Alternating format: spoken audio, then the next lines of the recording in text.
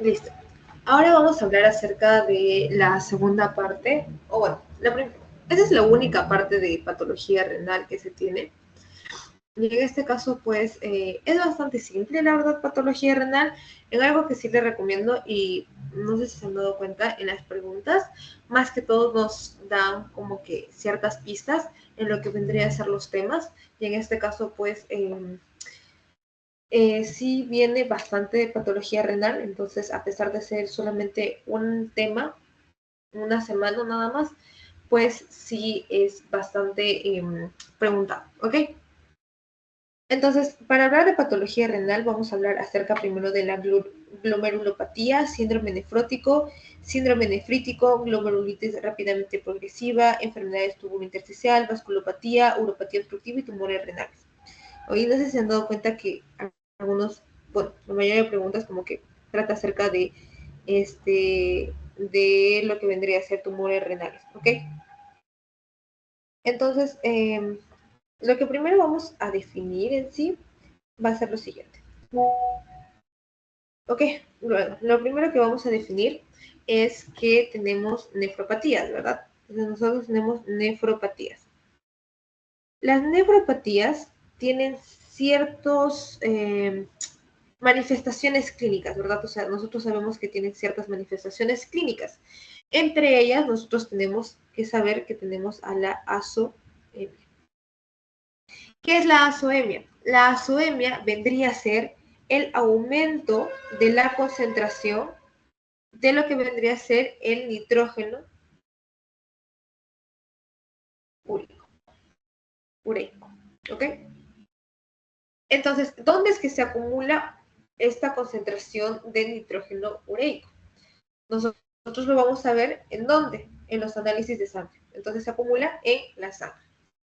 Y pues esto, la azoemia, nos hace sospechar de qué? Nos hace sospechar de lo que vendría a ser que nuestros riñoncitos pues se encuentran malitos, o sea, están enfermos. ¿Y por qué están enfermos? Porque vamos a ver que esto vendría a ser una reducción de qué? De nuestra filtración glomerular. ¿Ok? Entonces, para saber esto, nosotros tenemos que saber si es que es prerrenal o puede ser porrenal. Si nosotros hablamos, si es una azoemia prerrenal, nosotros hablamos que pues tiene una hipoperfusión. ¿Ok? Y esta hipoperfusión, o sea, la disminución de esta perfusión, lo que hace es que se reduzca en sí nuestra filtración glomerular. ¿Ok? Y esta, pues, una azoemia prerrenal es porque todavía no hay una lesión parenquimatosa.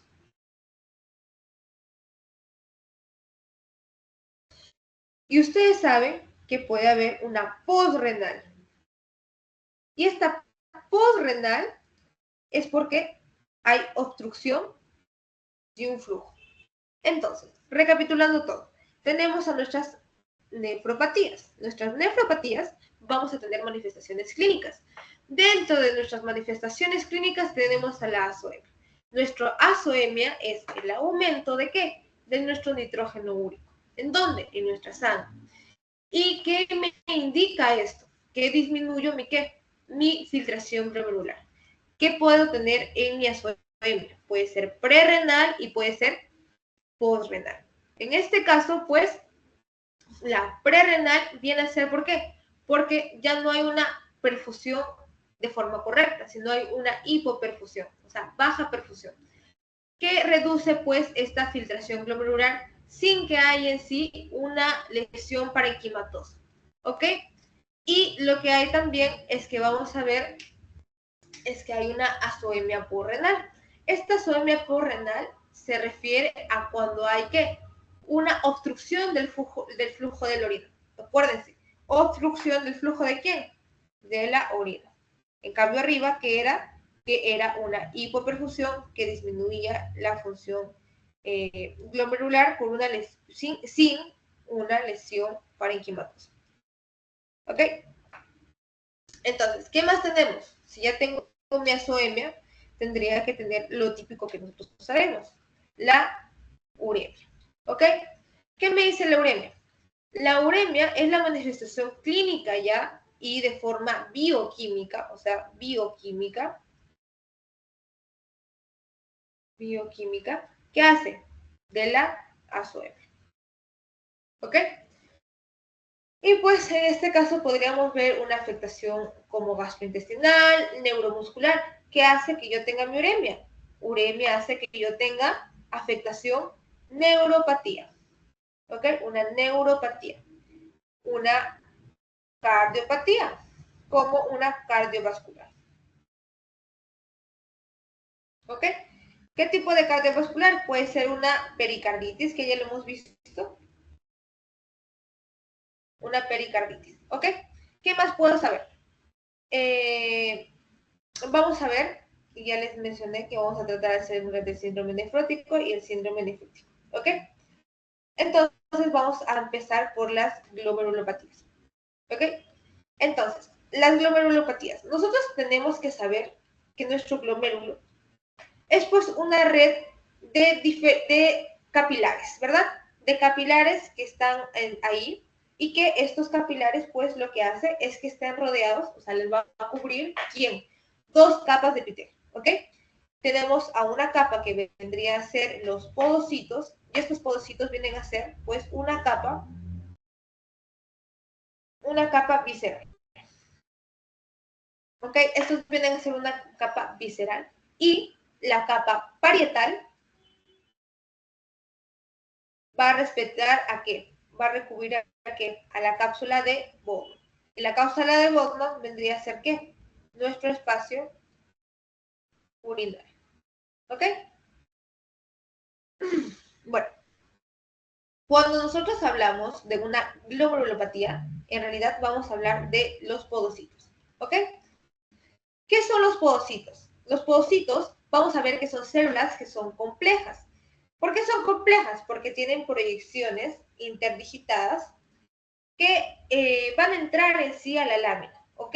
Van a entrar a qué? A la lámina de la membrana basal y se van a adherir a ella. Los podocitos están separados, ¿por qué? Por hendiduras de filtración, ¿ok? Y estas hendiduras de filtración están unidas por un diafragma que se llama, pues, nefrito, ¿ok? ¿Qué más debemos saber de esto? Debemos saber que tenemos al penacho glomerular. El penacho glomerular está soportado, ¿por qué? Por las células mesangiales. ¿Ok? ¿Y las células mesangiales dónde están? Las células mesangiales están en los capilares. ¿Ok? Entonces, ahora vamos a hablar acerca de los tipos de glomerulopatías. Vamos a tener, igual que en cardio, igual que en pulmón, estábamos hablando de primarias, secundarias, hereditarias. Entonces, acá primero vamos a hablar de glomerulopatías primarias. Las glomerulopatías primarias, que en este caso vamos a ver son enfermedad de cambios mínimos, glomerulosclerosis focal y segmentada, nefropatía membranosa, glomerulopatía postinfecciosa aguda, membrano proliferativa y nefropatía por inmunoglobulina A. Tenemos también a las glomerulopatías secundarias. En este caso, las glomerulopatías secundarias, ¿se acuerdan que también estábamos viendo en cardíaco? Que tenemos pues a nuestro lupus, nuestro famoso lupus, ¿ok? Tenemos a nuestra nefropatía diabética, a nuestra amiloidosis, tenemos a nuestro síndrome de Goodpasture, que a mí la verdad que me pareció muy interesante. También tenemos a la granulomatosis de Weber, también tenemos a la púrpura y a la granulomatosis, a la glomurulopatía relacionada con endocarditis bacteriana. También tenemos a trastornos hereditarios, como el síndrome de Alor, la enfermedad de Fabry, que se acuerdan que yo les había explicado, y las mutaciones de proteínas del podocito. ¿Ok? Entonces, vamos a los mecanismos primero de la lesión. Los mecanismos de lesión, vamos a ver que vamos a tener mecanismos inmunitarios. Estos mecanismos inmunitarios, vamos a ver que primero vamos a ver un depósito en el glomérulo de complejo que es antígeno anticuerpo. En este caso, los depósitos, vamos a verlos en este caso, vienen así, ¿verdad? Según esto, esta cabecita, que vendría a ser el antígeno. Y el larguito vendría a ser, ¿qué? El anticuerpo. ¿Ok? Pero acá te dice, pues, que hay complejos de antígeno-anticuerpo. En este caso, sí vienen en paquete, por decirlo así. Te viene tu antígeno más tu anticuerpo, ¿verdad? Entonces, el primer mecanismo de lesión de inmunitario vendría a ser que hay depósitos en el glomérulo, ¿de quién? De este conjunto, del antígeno más el anticuerpo. ¿Por qué se puede dar esto? Por el ES, que puede ser endógeno, o sea, de tu propio cuerpo, o post-estreptocócica, que puede ser exógeno, ¿verdad? Por una enfermedad que adquiriste, que tiene que ser post-estreptocócica. ¿Ok? Después tenemos a los anticuerpos que reaccionan in situ. Los anticuerpos que reaccionan in situ, ¿cuáles son los anticuerpos? Los anticuerpos vienen a hacer esto, ¿verdad? Y nuestros antígenos vienen a hacer estas cabecitas. Y si se dan cuenta, las cabecitas medio están libres, ¿verdad? Las cabecitas como que están libres. Nuestros antígenos, ¿no? Nuestros antígenos están libres. ¿Pero en dónde están libres? Están libres en lo que viene a ser nuestra membrana, ¿verdad? ¿Se acuerdan que en el otro, en la membrana, no había nada, sino simplemente venían, este grupo venía acá? En este caso, no. En este caso, estos, los rojitos, que son nuestros antígenos, están en la membrana. ¿Y quiénes van a venir a unirse? Los anticuerpos. ¿Vienen a unirse quién? Los anticuerpos. Estos vienen a unirse. ¿Ves? Que están libres y vienen así y dicen, ya, yo me junto contigo. Y lo van a formar acá. Entonces, ¿cómo se llama? In situ. Antígeno complejo del nucleosoma agregados al IgG. ¿Ok? Entonces tenemos dos. El primero que viene como tal, como un complejo de antígeno-anticuerpo, que se da ¿por qué? Por el ES y post-estreptocócico.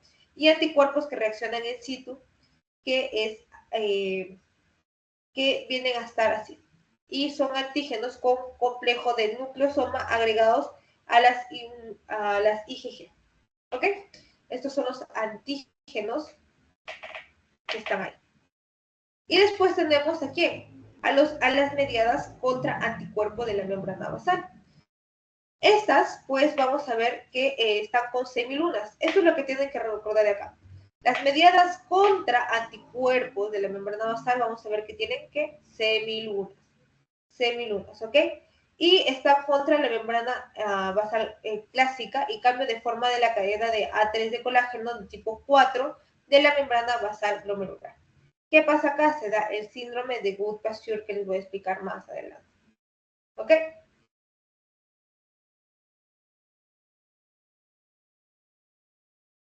Ok, los mediadores. ¿Quiénes son nuestros mediadores? Nuestros mediadores van a ser la activación del complemento por vía clásica que permite pues que se generen sustancias quimiotácticas, que en este caso las quimiotácticas pues vendrían a ser el C5A, ¿verdad? ¿Para quiénes? Para los neutrófilos y los monocitos, ¿ok? Después tenemos ¿a quién? A la lesión o la apoptosis celular, ¿a qué van a activar? Si se dan cuenta, estas van a ser activación de quién. Por ejemplo, acá dice generen sustancias quimiotácticas, complejo 5A. En este caso vamos a ver la apoptosis celular que puede activar la vía alternativa de la lectina y transportadora de la monosal complemento. ¿Ok? Sé que suena un poco confuso, en realidad no les preguntan tanto así, pero eso es importante que lo sepan. Es una apoptosis celular que puede activar la vía alternativa y de la lectina transportadora de monosal complemento. ¿Ok? Después, ¿qué vamos a tener? Los monocitos y macrófagos y los linfocitos T que son sensibilizados, y también vamos a ver las plaquetas. ¿Ok?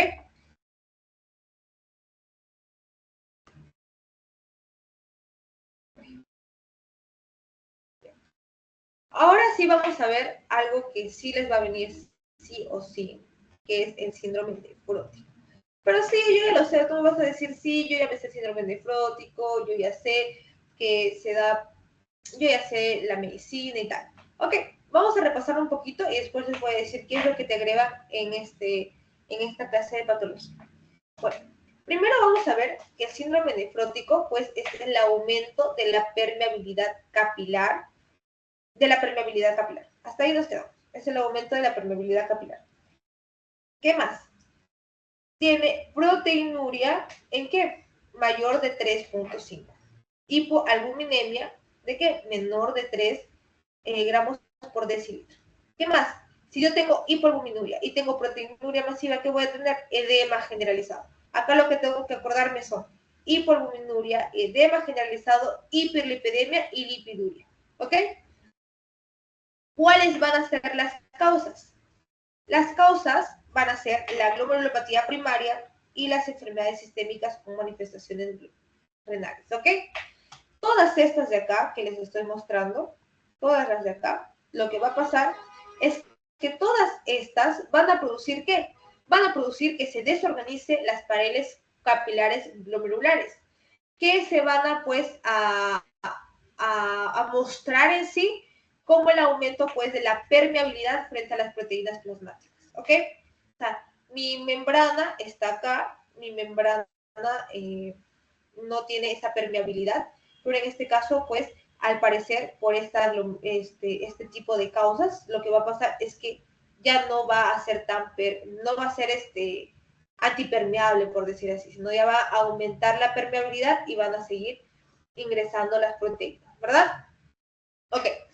Cuando hay una gran proteinuria, las concentraciones de albúmina sérica, como estábamos viendo acá, se van a reducir. ¿Ok? Lo que va a provocar pues una hipoalbuminemia que estamos viendo que es menor de 3 gramos por decilitro. ¿Ok? Y esto pues lo que nos va a provocar es la disminución de quién. Nosotros sabemos que en nuestro cuerpo tenemos presiones. En este caso nos disminuye la presión de qué? De la presión coloidosmótica. ¿Ok? Coloidosmótica plasmática. ¿Producida por quién? Por la baja hipoalbuminemia. ¿Por qué? Porque se me ha aumentado la proteinuria. ¿Y por qué me aumenta la proteinuria? Porque me ha aumentado la permeabilidad capilar. ¿Y por qué tengo aumento de la permeabilidad capilar? La tengo por estas causas. Glomerulopatías primarias, enfermedades sistémicas, entre otros. ¿Ok? Entonces, estábamos hablando acerca del síndrome nefrótico y pues vamos a hablar ahora acerca de la enfermedad de cambios mínimos. La enfermedad de cambios mínimos en realidad no es maligna como tal, sino es relativamente benigna. ¿Y en dónde va a ser más frecuente? Y eso es lo que yo quiero que se aprenda. Que la enfermedad de cambios mínimos, ustedes acuérdense, mínimos, son chiquitos. Entonces yo voy a tener cambios mínimos en quién? En chiquitos, en niños. Entonces, ¿más común en quiénes son? En niños. ¿Ok? En los niños no nos produce una hipertensión. ¿Ok? Y esta enfermedad es insidiosa, ¿ok? O sea, un niño está súper sano y es súper insidioso, ¿ok? Y en este caso, este paciente, este niñito, no va a tener lo que vendría a ser la hipertensión. Y la función renal está conservada, pues, en la mayoría de estos pacientes. Por eso es como que no es tan maligna, ¿no? Porque está conservada en la mayoría de los pacientes. ¿Quién está conservada en la mayoría de los pacientes? Su función renal. Su función renal está todavía conservada. Ustedes saben que en el síndrome nefrótico estábamos hablando que pues hay una permeabilidad capilar y que hay pérdida de proteínas porque hay proteinuria masiva y tal por parte. Entonces, en esta enfermedad de cambios mínimos, pues en realidad las proteínas plasmáticas están limitadas. Entonces, no es como que salgan mucho, ¿ok?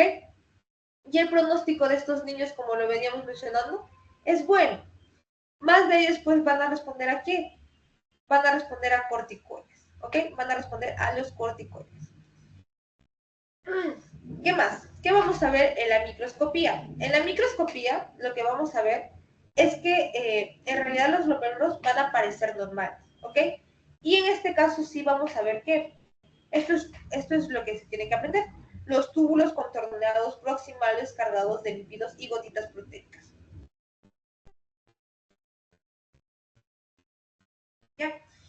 ¿Y qué más vamos a ver? Vamos a ver que hay un borrado de forma uniforme de quién. Estamos hablando arriba, de los podocitos. ¿Ok? De los podocitos. ¿Qué más vamos a ver? Vamos a ver una vacuolización de las células epiteliales.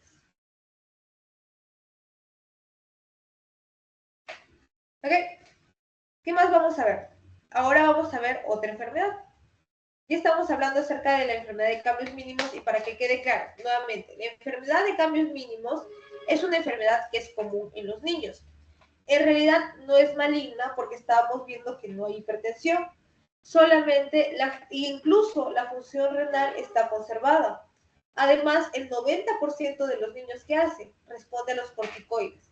¿Y qué veo en la microscopía? En la microscopía lo que veo son glomérulos normales, que pues en realidad lo único que podría ver anormal es que los túbulos contorneados proximales pueden estar cargados de lípidos y gotitas proteicas. Además que puede haber un borrado uniforme y difuso de los pedicelos de los podocitos. Por eso estábamos hablando en la parte de arriba sobre los podocitos. Estábamos hablando que tienen proyecciones interdigitales, separados por hendiduras de filtración, y pues las glomerulopatías lo que hace es que se van a ir borrando, ¿verdad?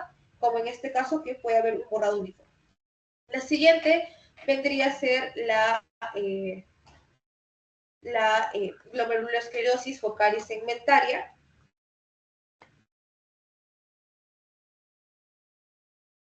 Ajá.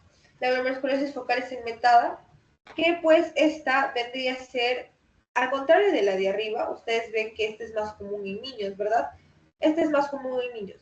Al contrario de la enfermedad de cambios mínimos, vamos a ver que la glomerulosclerosis local y segmentaria pues se va a dar más que todo en adultos, ¿ok?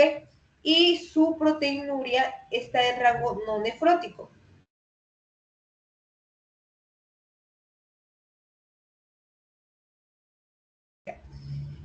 En rango no nefrótico.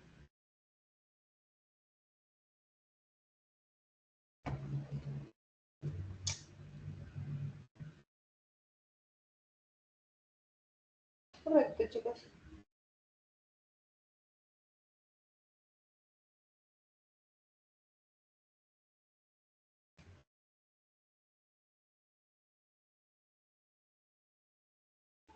Ya. ¿Y qué nos dice? Al contrario, este es como el antagonista de lo que vendría a ser nuestra enfermedad de cambios mínimos, ¿verdad? En nuestra enfermedad de cambios mínimos estábamos hablando de que en realidad pues sí responde a los corticoides. En este caso pues nuestra esclerosis focal y segmentaria no va a responder a lo que vendría a ser no va a responder en sí a lo que vendría a ser los corticoides. Solamente vamos a ver que es en adultos, no responde a corticoides, y vamos a ver que puede estar dado por una enfermedad primaria que puede ser idiopática y asociado a otras enfermedades que vendría a ser el VIH, ¿verdad? Las cicatrizaciones de lesiones, vamos a ver que puede ser por nefropatía por IgA, y la respuesta adaptativa es la ablación renal. ¿Ok? Pero ¿qué veo, Heidi, en lo que vendría a ser la histología? En la histología lo que veo es, como acá lo dice, en focal vendría a ser en los glomérulos y en segmentaria tendría que ser cada glomérulo. ¿Qué hace? Que aumente la matriz mesangial. ¿Ok? ¿Qué más? Veo depósitos de masas hialinas, veo hialinosis, veo gotitas de grasa y veo también atrapamiento de quiénes, del IgM. En realidad, cuando hablamos de esta patología de los riñones, vamos a ver bastante IgG, IgM, vamos a ver lo que estábamos hablando en la parte de arriba, que vendría a ser los antígenos. Eso es lo que vamos a hablar. Entonces, familiarícense un poco con esto porque ya estamos hablando de nefropatía de IgA, estamos hablando de ablación renal. Y en ablación renal, chicos, no es otra cosa que cuando ya no tenemos un riñoncito, o sea, nos han quitado un riñoncito. Teníamos dos, nuestra respuesta adaptativa es que solamente tengo un riñoncito. Al tener un riñoncito, mi cuerpo se adapta y que me produce una glomerulosclerosis focal y segmentaria. No sé por qué mi tableta está así. Bueno, ya. ¿Qué más? Ahora vamos a hablar acerca de la nefropatía membranosa. La nefropatía membranosa pues va a ser una forma más crónica mediada ¿por qué? Por inmunocomplejos que van a estar in situ. ¿Se acuerdan lo que les expliqué in situ? Entonces, también vamos a ver que es por autoantígenos como fosfolipasa A2 y depósitos granulares y proteinuria sin inflamación intensa. Acuérdense, depósitos granulares y proteinuria sin inflamación intensa. ¿Cómo debuta? Como un síndrome nefrótico florido, ¿ok? ¿Por qué? Porque tengo fármacos, tengo tumores, tengo infecciones y tengo el lupus eritematoso, ¿ok? ¿Qué veo acá? Lo que voy a ver es que vamos a ver un engrosamiento difuso, vamos a ver espículas y vamos a ver podocitos borrados. ¿Ok? Ahora vamos a ver igual el síndrome. ¿Por qué es así? Bueno, siguiendo con el síndrome, bueno, ahora vamos a ver el síndrome nefrítico. No sé por qué es así. Ya, el síndrome nefrítico viene a ser ya algo agudo, ¿ya? Y acá lo que ustedes van a marcar es que acá tiene hematuria con eritrocitos dismorfos y cilindros eritrocíticos, ¿ok? A diferencia, pues, de lo que estábamos viendo en nuestro síndrome nefrótico. En nuestro síndrome nefrótico no nos habla de eso, nos habla de que de hipoalbuminemia, de edema generalizado, hiperlipidemia y lipiduria, ¿ok? Pero en nuestro síndrome nefrítico, pues lo que vamos a ver en sí es una hematuria con eritrocitos que son dismorfos, ¿ok? Ya no están así, pueden estar así. Y cilindros eritrocíticos. Oliguria, azoemia. Repitamos que decía la azoemia. La azoemia nos decía que era el aumento de la concentración de nitrógeno úrico. ¿En dónde? En nuestra sangre. ¿Por qué? Por la disminución del filtrado glomerular. ¿Ok?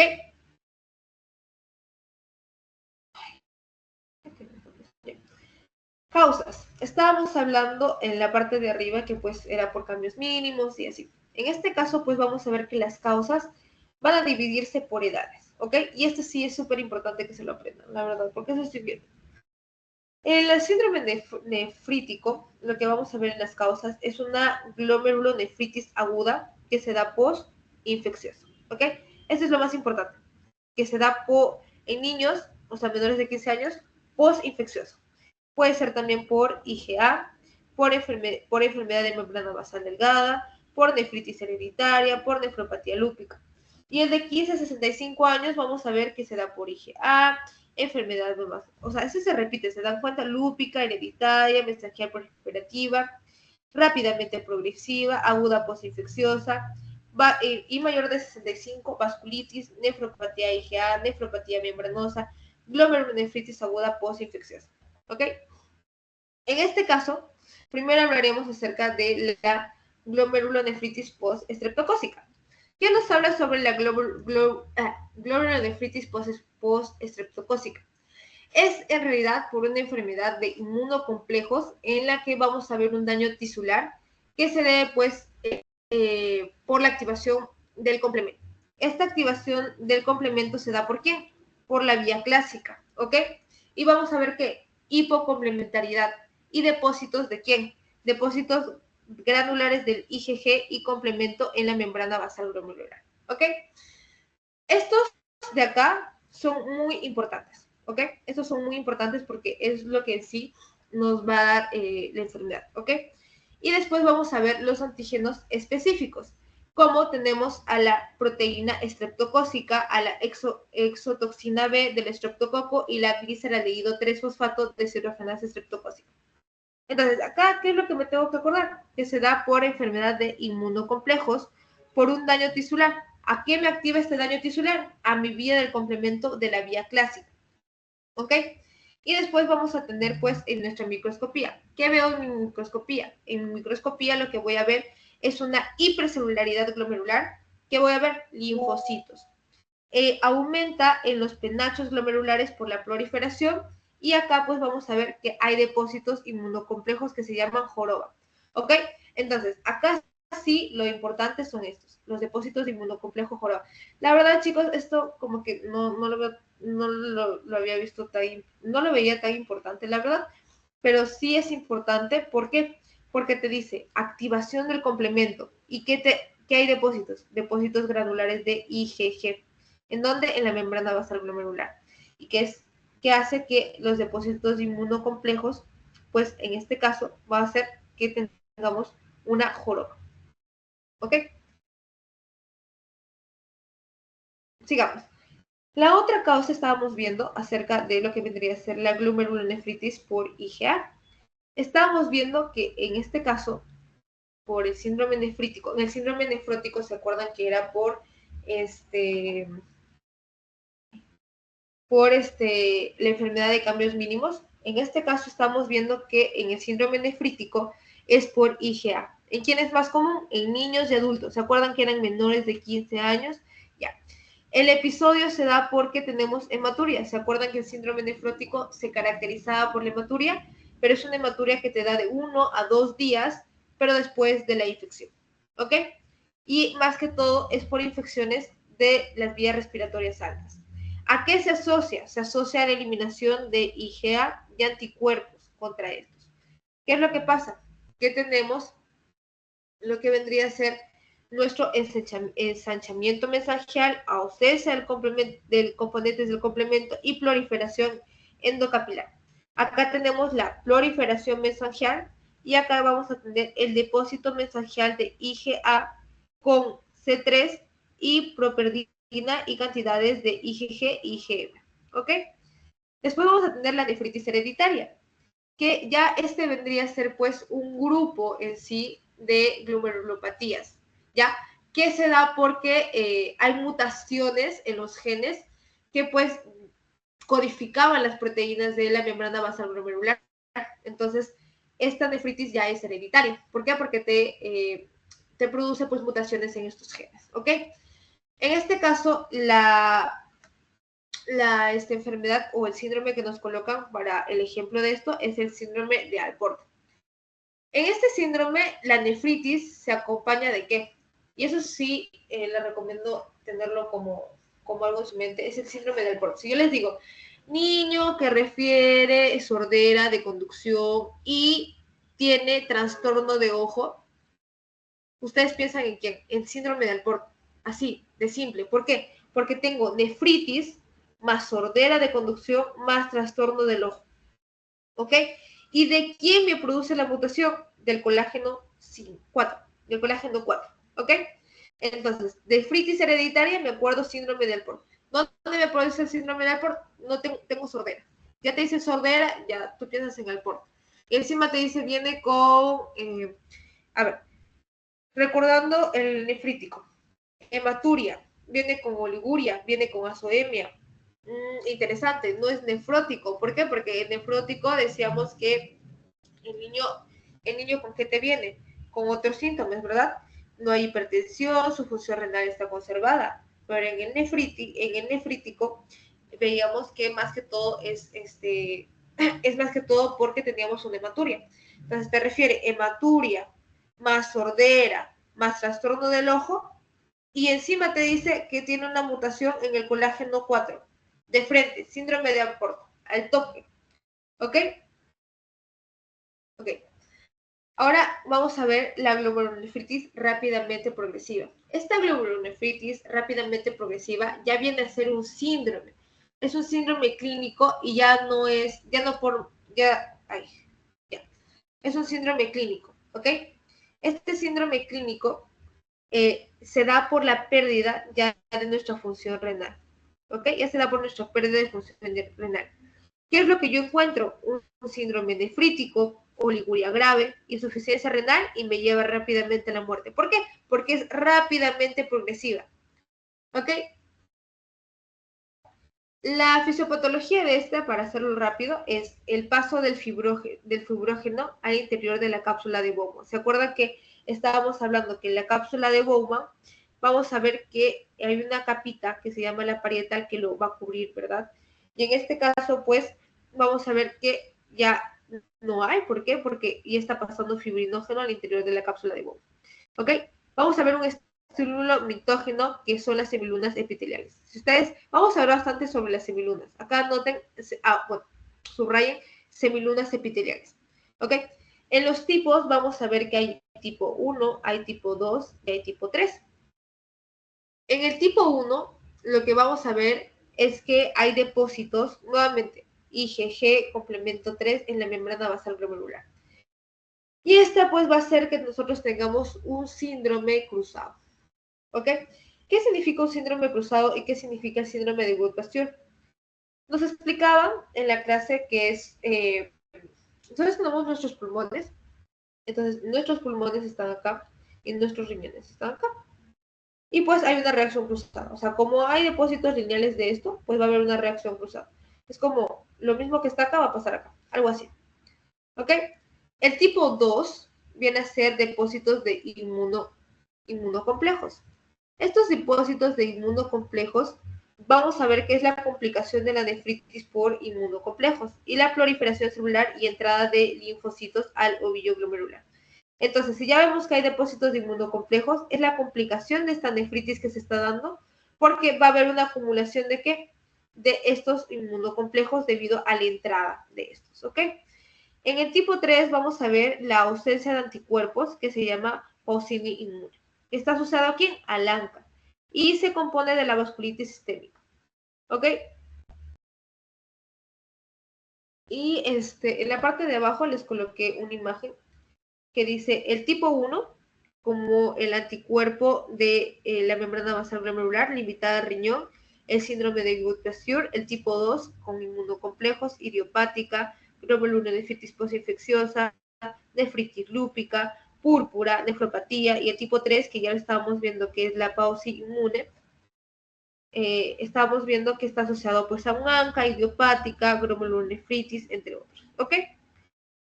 Ahora vamos a ver acerca de la glomerulonefritis mediada por anticuerpos contra la membrana basal glomerular. Bueno, acá vamos a ver que van a haber nuevamente los IgG y el complemento 3 de la membrana basal glomerular. ¿Qué hacen? Hacen un depósito, ¿verdad? Y los riñones pues van a empezar a aumentar de tamaño.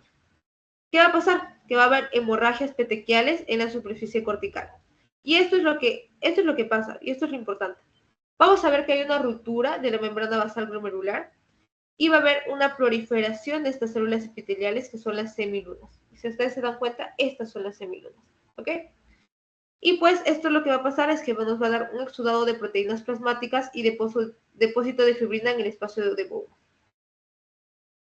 Este patrón de tinción se da más que todo en los depósitos de IgG y complemento 3. Y los anticuerpos reconocen el colágeno de tipo 4 y las semilunas pues se van a volver fibrosas y aparecen la glomerulosclerosis. ¿Ok?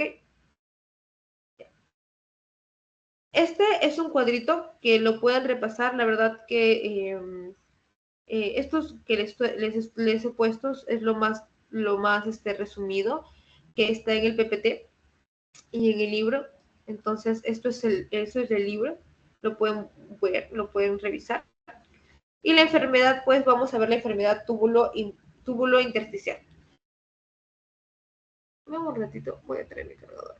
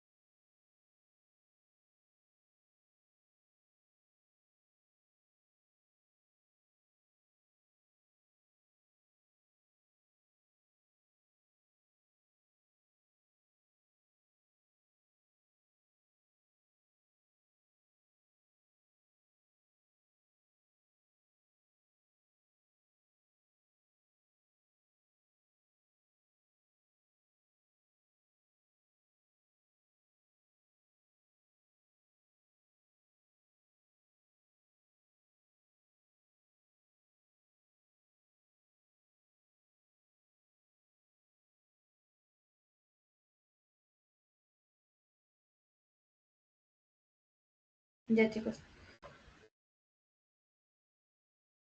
Entonces estábamos hablando sobre la enfermedad túbulo intersticial.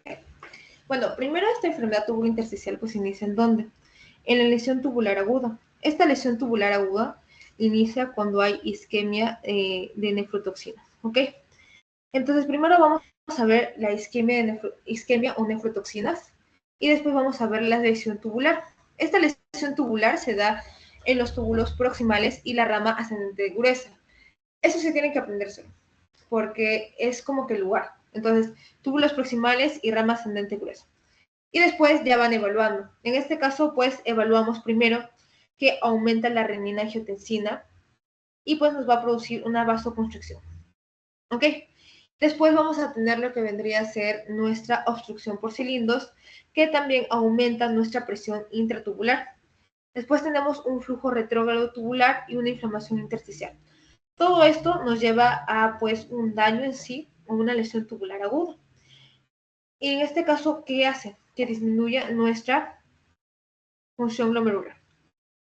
Y ustedes, si se dan cuenta, que hay una isquemia y nefrotoxinas, y lo evalúan de dos formas.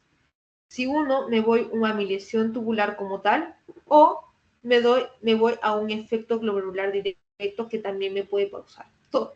En realidad, estas dos, lo que causa de frente es una disminución en nuestra función glomerular, causándonos una oliguria. ¿Ok?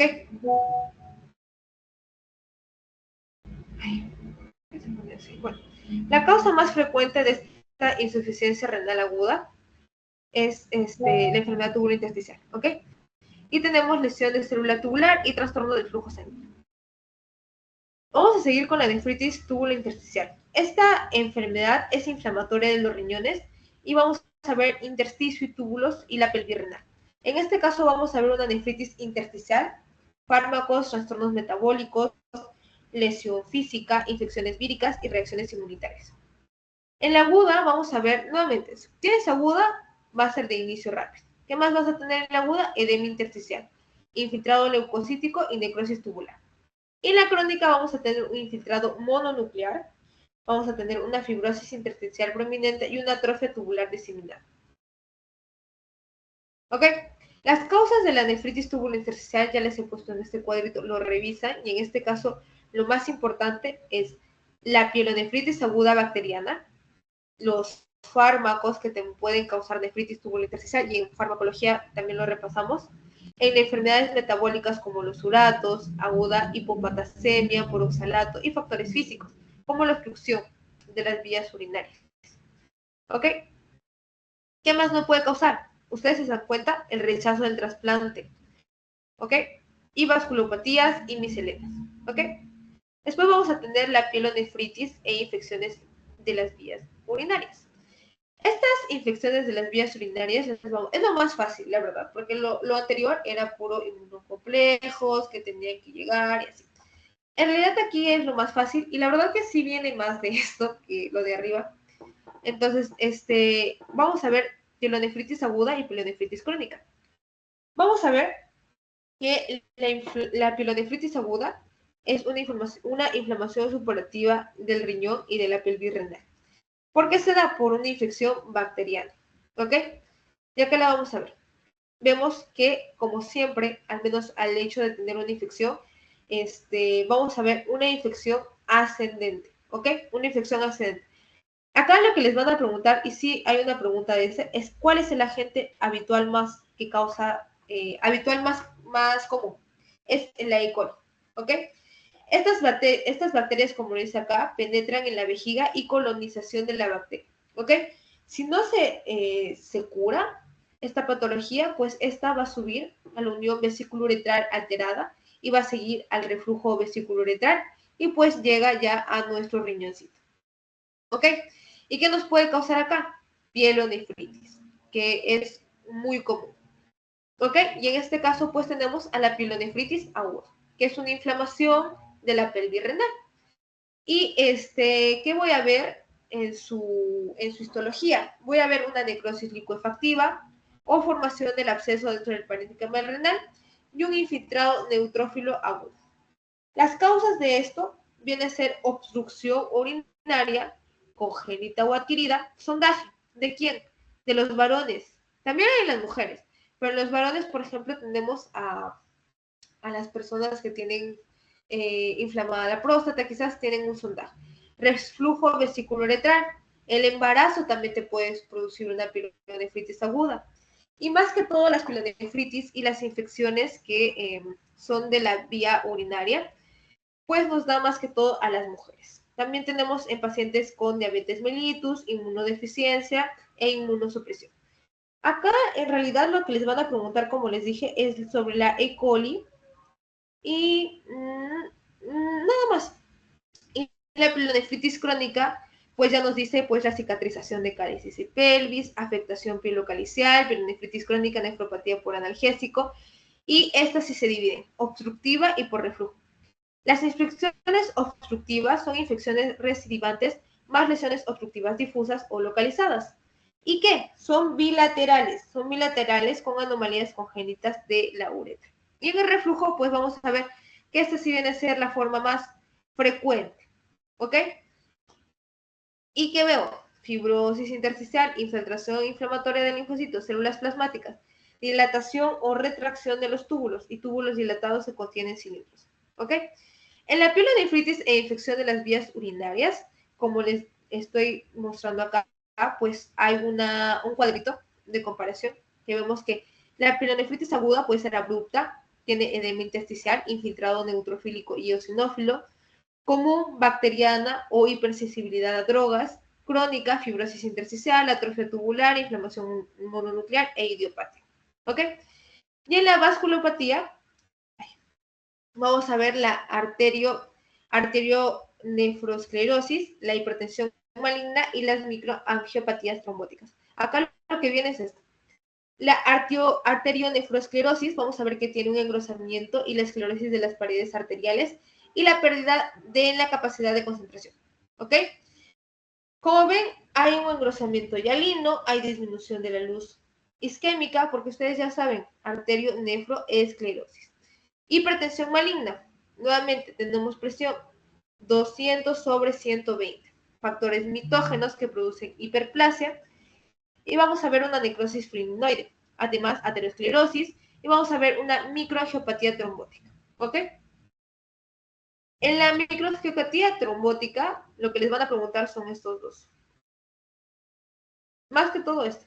Pero acá, por ejemplo, dice síndrome urémico hemolítico infantil y del adulto, que se da nuevamente por la E. coli, que es productora de la toxina Shiga. Además, hay un aumento de leucocitos, púrpura trombocitopénica trombótica como anticuerpos. Esta es la púrpura trombocitopénica trombótica, que se da pues por anticuerpos contra el factor de ¿qué? De von Willebrand. ¿Ok? Después tenemos la enfermedad quística. La enfermedad quística, lo que les van a preguntar aquí es lo que vendría a ser la clasificación de Potter. Porque la enfermedad quística va a comprender trastornos hereditarios del desarrollo y adquiridos. Más de 3 quistes nosotros le llamamos poliquístico, ¿ok?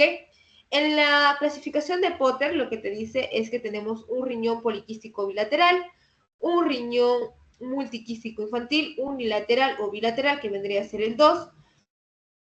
Acá vamos a tener un brote uretral, que es un riñón multiquístico que ya les mencioné. Tenemos al grado 3, que es un riñón poliquístico, que vamos a ver los nefrones y túbulos colectores que... en este caso, en este de acá, en el 3, lo que les van a preguntar es esto. Esto. Porque es un riñón en esponja, ¿ok? Congénitos y simples, vamos a ver congénitos, es un quiste renal solitario, tiene un quiste pielogénico o pielocalicial, y el simple, pues, son inocuos, o sea, no causan mucho daño. Es un quiste translúcido, lleno de líquido claro, membrana única, y la enfermedad quística que les estaba mencionando, que puede ser por una nefropatía poliquística autosómica dominante del adulto, que pues puede aumentar el tamaño, superficies con múltiples quistes, como lo ven acá, y la nefropatía poliquística autosómica recesiva, que es infantil, que es una variante perinatal juvenil, ¿ok? Y pues vamos a ver que tiene también una esplenomegalia. La obstrucción del flujo de salida, vamos a ver que puede haber cálculos renales, litiasis renal, hidronefrosis, y en la hidronefrosis vamos a ver dilatación de cálices, atrofia progresiva riñón, y eso también les van a preguntar. Cálculo coraliforme, que puede ser congénito, adquirido por atresia uretral y cuerpos extraños, ¿ok? Y bueno, chicos, esto es lo que les voy a preguntar más que todo, que son los tumores renales. Estos tumores renales pues van a ser epiteliales, como es el oncocitoma, que es que viene a ser el carcinoma de células renales, es benigno en realidad, es de células intercaladas de los conductos colectores, cambios genéticos como pérdida de los cromosomas, y pues se ve como lo ven acá, marrón claro grisáceo, cicatriz central estrellada, citoplasma eosinófilo, abundantes mitocondrias. El carcinoma de células renales se divide en tres: células claras, papilar, cromófobo. El de células claras es de 60 a 70 de todos los cánceres, es cortical y solitario, aquí se tienen que acordar, cortical y solitario. En el papilar es de la corteza renal y pues está bien circunscrito. Y el cromófobo pues se da en la sexta década de vida por tumores grandes. ¿Ok? Esto es lo que más se tienen que acordar y en realidad, la verdad que el año pasado no vino mucho riñón. Yo me acuerdo que me lo estudié, al menos estas cosas de acá que son mecanismos inmunitarios que son un poquito difíciles de comprender igual. Me los estudié y no vino mucho, la verdad.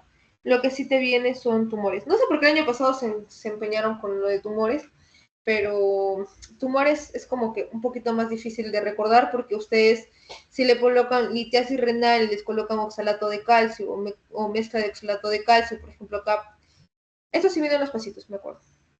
El 80% de oxalato de calcio, mezcla de oxalato de calcio, fosfatos mayor, 10% fosfato amoníaco, magnesio, 6 a 9 de ácido úrico y cistina.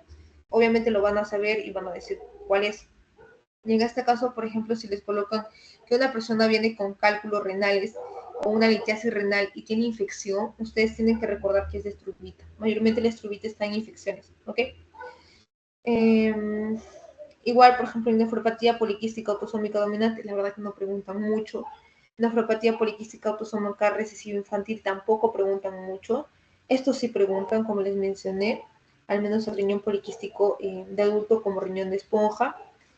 Y en la vasculopatía te preguntan hipertensión maligna, púrpura trombocitopénica y síndrome urémico hemolítico infantil, que son realmente fáciles de aprender, no son tan complicados. Y bueno, para sus clases de práctica, sí les van a preguntar acerca de la pielonefritis aguda y la pielonefritis crónica. Y les van a preguntar cómo es que sube, o sea, cómo es que llega en sí la bacteria, en este caso, pues la gente de E. coli, llega a tu riñón. Entonces tú tienes que decirle, la bacteria se va por la vejiga, coloniza, sube por unión vesículo-uretral alterada y el reflujo vesículo-uretral, la pielonefritis y así. La verdad, chicos, no es, nefro es un poquito tedioso, pero no es nada del otro mundo. De verdad les he tratado de resumir lo más que he podido estas diapositivas. Y les iba a mostrar los exámenes.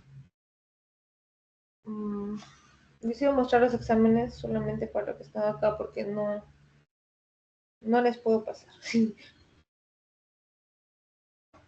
Okay.